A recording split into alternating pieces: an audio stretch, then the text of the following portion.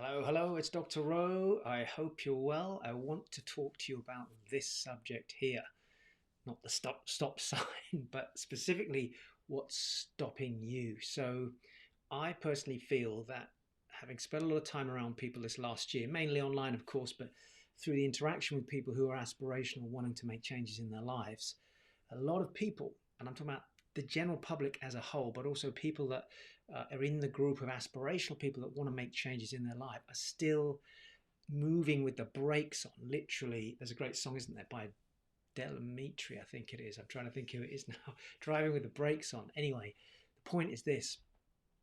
If you're going through a period of transition in your life right now where you see an opportunity and this comes up, you want to go there. You want to take a different route. You want to take that long distance into the future, maybe take a left turn and try something new. But this sign keeps coming up in your head, then we need to deal with it. And I'm finding that it is happening quite a lot at the moment because COVID, the rules, the restrictions, the uncertainty. And with uncertainty, it's like standing on an unstable piece of ground. The more unstable we are, we tend to breathe.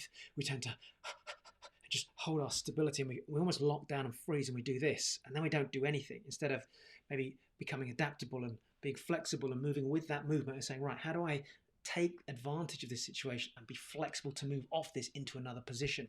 And fear grips people down, that sense of what if this doesn't work? The voices come up. I've seen somebody else try it. It didn't work for them. What if I lose money? What if I lose time? What if something else happens from a government perspective and then I'm not able to do what I'm planning to do? You can spend most of your life thinking about what if, or you could ask yourself the question, what if it does work? So we need to address that. Okay, so on here, I've just put 4 things that I think are important to consider at this moment in time.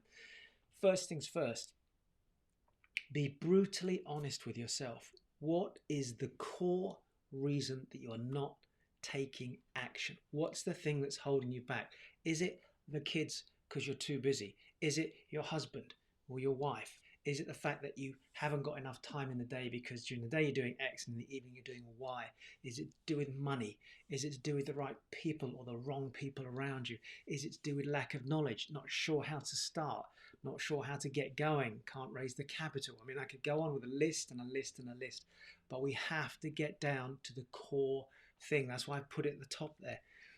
And normally when I'm talking to somebody, even if it's online like this, if I'm coaching or working with them, whatever, I'll look straight into the camera, I'll ask the question, but then I'll look at their face and I'll look to see the reaction, because we can't lie. If we're passionate about something, our body has certain tells. You've got to go inside and look for the truth.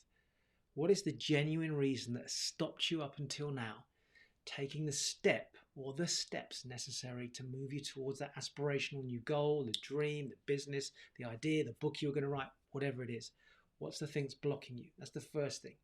Take out a journal, whatever it takes, but capture it on paper. Second thing, what do you have control of? So if you look at your future as you stand right now and you look into that future, some things you've got no control over and some things you have got control over. So classically what people do is they will create obstacles in their mind. Oh, I can't do this because of X. I can't do this because of Y. I can't do this because of Z. And X and Y are 2 things that are completely outside of their control. The government said we may or may not be able to socially interact with each other. The government said we may or may not be able to go out, because of COVID restrictions, or my boss said this, or whatever, external things. And then Z may be the thing that you have got control over. Like, oh, well, I feel like I'm too busy. Okay, well, that's something you have got control over, because you could look at your time, you could map it out and go, okay, what things am I doing right now that are non-productive, where I'm spending time sitting watching TV or doing things that are not productive towards that ultimate goal I'm looking to achieve? So you should separate, and should be able to separate into 2 main categories: those things that you're in control over and those things that you're not in control over. And the things you're not in control over, for now, just park it. Don't focus on them. Don't let them be an obstacle. Go back to that level of honesty we talked about and shift your focus to what you have got control over, that will allow you to step forward and make the relevant actions necessary to move you towards that goal, that aspiration. Because if you don't, you're going to keep using it. It's like the victim mindset. You blame something else. It's because of that person. That's why I can't do this. Especially if you start looking and making it about other people. Because the truth is, Even the communication that you have with other people, the relationship you have with other people is your choice. Remember that. So that's number 2. Number 3 is, what are the consequences if you don't do this? If you want to go up that road there and you want to drive down that road, and over that road is some rainbow or something incredible, a new life, a new income for you, a breath of fresh air, an opportunity to publish a book or an idea or create a product or whatever it is that you want, is going to touch people's lives, literally touch people's lives. What are the consequences if you don't do that? If you allow these first 2 things up here to control you, i.e., the external circumstances and the blocks that are going on. What if you don't do this? How painful is that going to feel? That's a really powerful leverage process.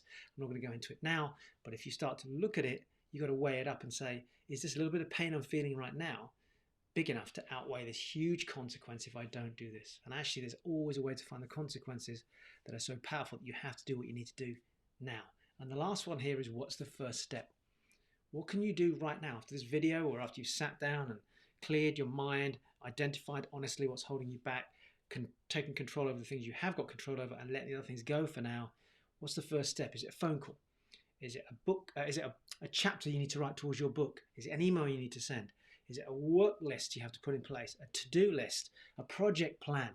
Whatever it is, what's the first step? But it can't be a step that's like, not going to stretch you. It needs to be a step that stretches you just a little bit to make you feel uncomfortable, to take you over that hurdle and move you towards the next part of the process. And of course, in that process, you do need to start capturing down a list of the things that you need to do after that as well. Okay, that's it. I'm going to sign out. This should be a bit of a kick up the bum to get you doing some things necessary to move you in the right direction. So I shall leave you in peace. Have a think about the 4 things. What's the first step now?